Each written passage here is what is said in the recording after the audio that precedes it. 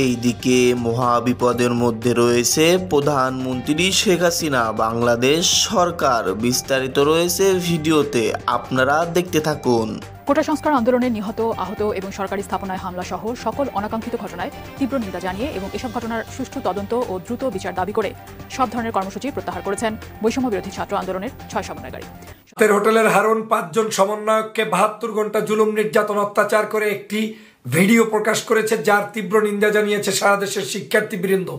আসসালামু আলাইকুম সম্মানিত দর্শক শ্রোতা, বাংলাদেশের শিক্ষার্থীদের কোটা আন্দোলন সম্পর্কে আপনারা সকলেই অবগত আছেন। এ সম্পর্কে নতুন করে আপনাদের আর কিছুই বলার নেই। সম্মানিত দর্শক শ্রোতা, আপনারা অনেকেই জানেন কোটা আন্দোলনের বড় বড় নেতা, বড় বড় সমন্বয়কদের ডিবি হারুন তাদেরকে হেফাজত নামে তুলে নিয়ে গিয়েছে এবং তাদেরকে ভাটের হোটেল নামে খাওয়াচ্ছে, এমনই একটি কথা সোশ্যাল মিডিয়াতে ঘুরে বেড়াচ্ছে। সম্মানিত দর্শক শ্রোতা, আজকের এই ভিডিওতে এমন একটি গুরুত্বপূর্ণ বিষয় নিয়ে আলোচনা রয়েছে, আপনারা শুনলে রীতিমতো অবাক হয়ে যাবেন।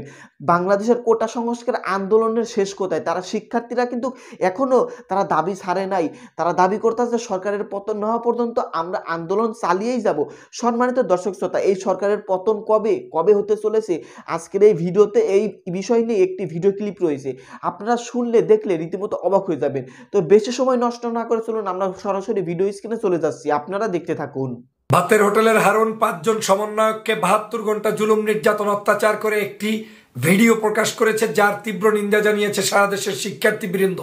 আপনারা দ্রুত ভিডিওটি আগে শেয়ার করুন, শুনুন এবং আমাদের করণীয় সম্পর্কে জানুন। আপনারা জানেন যে গত কয়েকদিন পর্যন্ত বাংলাদেশে যে ছাত্র আন্দোলন চলছে, এই আন্দোলন হচ্ছে ছাত্রদের অধিকার প্রতিষ্ঠার আন্দোলন। কিন্তু দিন যত গড়াচ্ছে ততই এই আন্দোলনের সাথে নতুন করে যুক্ত হচ্ছে সকল প্রকার ত্যাগ, তিতিক্ষা, জুলুম, নির্যাতন, অত্যাচারের বিরুদ্ধে। বর্তমান সময়ের যত অত্যাচার করছে, জুলুম করছে, তার বিরুদ্ধে মানুষ এখন একত্রিত হচ্ছে। সাধারণ শিক্ষার্থীদের দাবিটি এখন পরিণত হয়েছে শেখ হাসিনার ক্ষমা চাওয়া পর্যন্ত জায়গায়, এবং তাদের বর্তমান সরকারের কিছু মন্ত্রী, পুলিশ এবং বিশ্ববিদ্যালয়ের চ্যান্সেলর বৃন্দের পদত্যাগের জায়গায় পর্যন্ত গড়িয়েছে। কিন্তু সরকার এটাকে গুরুত্ব না দিয়ে সম্পূর্ণ সারা বাংলাদেশের শিক্ষার্থীদেরকে জিম্মি করে উল্টো তাদেরকে গ্রেপ্তার, হয়রানি, মামলা, বিভিন্ন ধরনের প্রোপাগান্ডা এবং তাদের বিরুদ্ধে ষড়যন্ত্র অব্যাহত রেখেছে।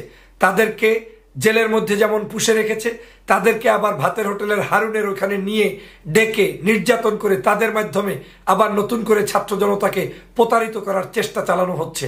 আমরা জানি দেশের সাধারণ শিক্ষার্থীদের গড়ে ওঠা এই ছাত্র আন্দোলনটি কোনো একজনের বিষয় নয়।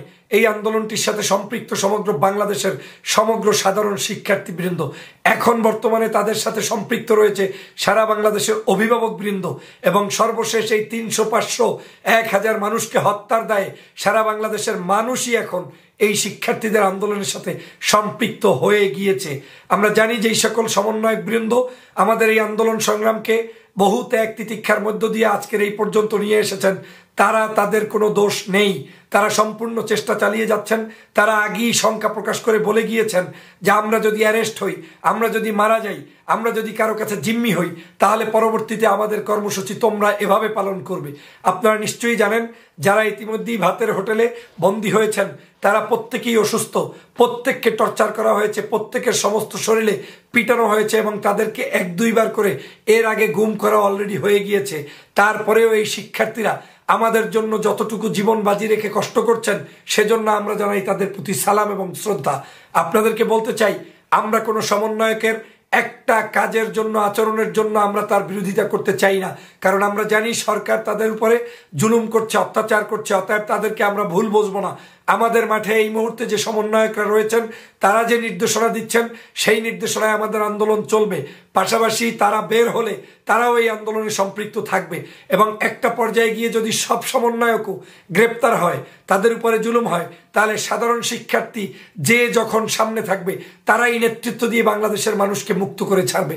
আজকে এই 300-500 মানুষের রক্তের সাথে বেইমানি করার কোনো সুযোগ শিক্ষার্থীদের নেই, কারণ তারা কিন্তু এই শিক্ষার্থীদের জন্যই আন্দোলন করেছিলেন।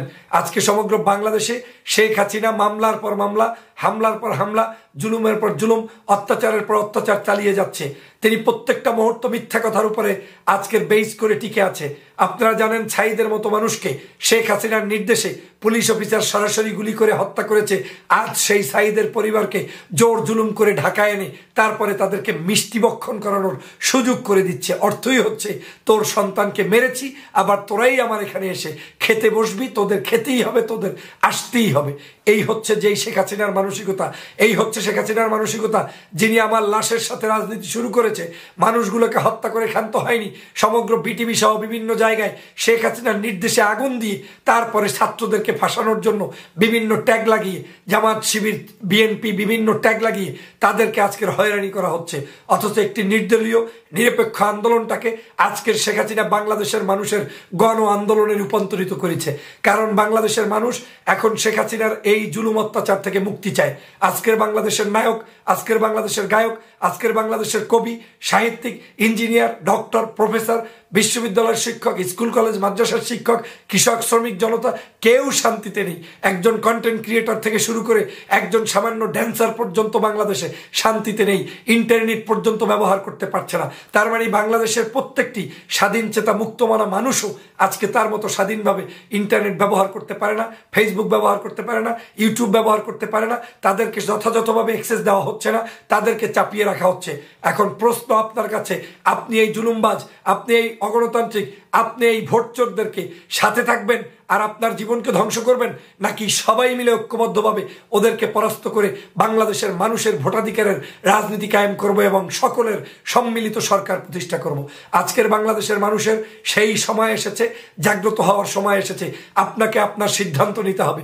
আপনারা জানেন এই ভাতের হোটেলের হারুন যতবার যাকে নিয়েছে প্রত্যেককে সেখানে নিয়ে ব্ল্যাকমেইলিং করে তারপরে তাদেরকে অপদস্থ করেছে, অপমান করেছে এবং একটা পর্যায়ে তারা বের হয়ে এসেও মানুষের কাছে প্রশ্নবিদ্ধ হয়েছে। এই হারুনের মূল কাজই হচ্ছে সময়ের এই সময় তিনি সকল মানুষের মধ্যে বিভ্রান্ত ছড়ানোর জন্য কখনো ভিডিও করা, কখনো ছবি তোলা, কখনো স্টেটমেন্ট দেওয়ানো। এর অর্থ হচ্ছে আপনি যাতে গ্রুপিং তৈরি হয়ে যায়, যাতে আপনাদের কাজগুলো সুন্দর মতো না চলে। অতএব আমি স্পষ্ট করে বলতে চাই, সমন্বয়করা নির্দেশদাতা, কিন্তু আমরা এতদিন মাঠ যারা চালিয়েছেন, যারা মাঠে ময়দানে বিশ্ববিদ্যালয় থেকে ছাত্রলীগের ঘাড় ধাক্কা দিয়ে দিয়ে বের করে দিয়েছেন, ওদেরকে বিভিন্ন জায়গায় ওদের কলমে শক্তি ধাক্কা দিয়ে ওদেরকে ভয়ভীতি প্রদর্শন করেছেন, আপনারা কিন্তু সমন্বয়ক না, আপনারা কিন্তু সাধারণ শিক্ষার্থী। অতএব সমগ্র বিশ্ববিদ্যালয় থেকে শুরু করে বাংলাদেশের প্রত্যেকটি প্রান্তে, মাদ্রাসা হোক, স্কুল হোক, কলেজ হোক, যাই হোক, সর্ব অবস্থায় সর্ব জায়গায় আপনারা সাধারণ শিক্ষার্থীরাই সবচাইতে বড় ক্ষমতাবান। আপনাদেরকে সেই কাজ করতে হবে। আর প্রিয় দেশবাসীকে অনুরোধ জানাইতে চাই, আপনারা আমাদের এই শিক্ষার্থীদের পাশে দাঁড়াবেন। শিক্ষার্থীরা জিতলে বাংলাদেশ জিতবে, শিক্ষার্থীরা হারলে বাংলাদেশ হারবে। শিক্ষার্থীরা জিতলে গণতন্ত্র পুনরুদ্ধার হবে, শিক্ষার্থীরা হারলে গণতন্ত্র শেষ হয়ে অতল গহরে পৌঁছে যাবে। অতএব ফেসিবাদ শেখ হাসিনাকে বিশ্বাস করার বিন্দুমাত্র জায়গা আর নেই, স্পেস আর নেই। স্পেস এখন শেষ, পিছনে দেয়াল, এই দেয়ালে আর পিঠ ঠেকানোর সুযোগ নেই, যেতে হবে সামনে। অতএব সম্মুখ পানে আমার ভাইদের সাথে আপনাদেরকে যেতে হবে। তবে যাত্রাটা একটু লম্বা হতে পারে, ধৈর্য হারানো যাবে না। এই লম্বা যাত্রায় সফল হতে হবে। আমার বিশ্বাস শিক্ষার্থীরা সফল হবে। আমার বিশ্বাস এজন্যই হয়েছে, যারা শহীদ হয়েছে এই শহীদের রক্ত বৃথা যেতে পারে না। একজন সাধারণ শিক্ষার্থী, 16 বছরের শিক্ষার্থীকে বাংলাদেশে রিমান্ডে নেওয়া হচ্ছে। একজন শিক্ষার্থী দেয়ালের মধ্যে পালিয়ে থাকার পরেও তাকে বুকের সামনে এসে, মাথার সামনে এসে মগজের উপরে গুলি করে হত্যা করা হয়। সেই দেশে কোনোদিনই এই ফ্যাসিবাদ টিকে থাকতে পারবে না। একজন শিশু জানলার পাশ থেকে দাঁড়িয়ে যখন একটু আকাশের দিকে তাকাচ্ছে, হেলিকপ্টার থেকে গুলি করে তাকে হত্যা করা হয়।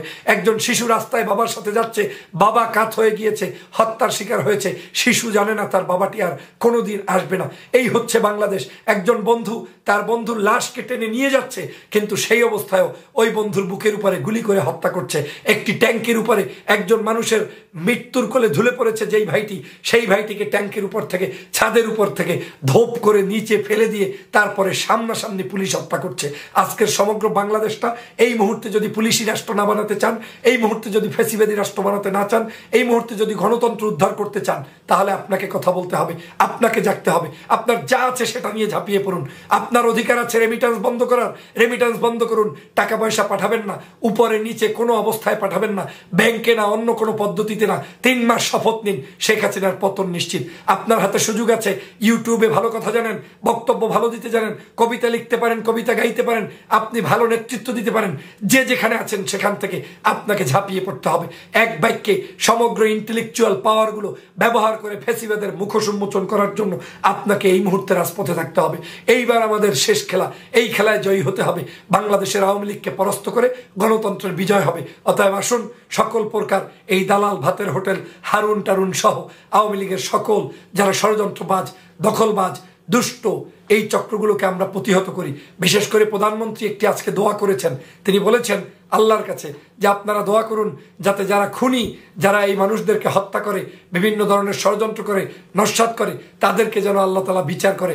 আমরা মনে করি তাদেরকে এই শেখ হাসিনার দোয়া অনুযায়ী বাংলাদেশের মানুষের মুক্তি হবে, কারণ এই হত্যার হুকুমদাতা শেখ হাসিনা। অতএব আল্লাহর কাছে তিনি দোয়া করেছেন, আমরাও দোয়া করছি যারা আজকের মানুষ হত্যা করছে তাদেরকে যেন আল্লাহ মানে চরম শিক্ষা দেয়, তাদেরকে যেন দুনিয়ার মানুষের সামনে অপদস্থ অপমান করে তাদের এই ক্ষমতা কেড়ে নেয়। সেই দোয়া আপনারা সবাই করবেন। ভালো থাকবেন, সুস্থ থাকবেন, ভিডিওটি শেয়ার করবেন। আসসালামু আলাইকুম ওয়া রাহমাতুল্লাহি ওয়া বারাকাতুহু। প্রিয় দর্শক শ্রোতা, আপনারা বিস্তারিত ভিডিওতে দেখতে পারলেন কোটা সংস্কার আন্দোলনের বড় বড় প্রধান নেতাদের এখন বর্তমানে ডিবি হেফাজতে আছে, তাদেরকে নিয়ে অনেকেই মন্তব্য করতেছে। সোশ্যাল মিডিয়াতে আপনারা দেখতে পারতেছেন তারা প্রত্যাহারও করেছে নতুন কর্মসূচি। যাই হোক, এই সম্পর্কে বিস্তারিত ভিডিও ক্লিপ দেখলেন এবং এটাও শুনতে পারলেন এই সরকারের ক্ষমতা শেষ কবে, পতন কবে। সম্মানিত দর্শক শ্রোতা, যাই হোক, এই সম্পর্কে আপনাদের মতামত কি? আপনাদের গুরুত্বপূর্ণ মতামত ভিডিওর কমেন্ট বক্সে অবশ্যই জানিয়ে দিবেন। ধন্যবাদ, সকলে ভালো থাকবেন।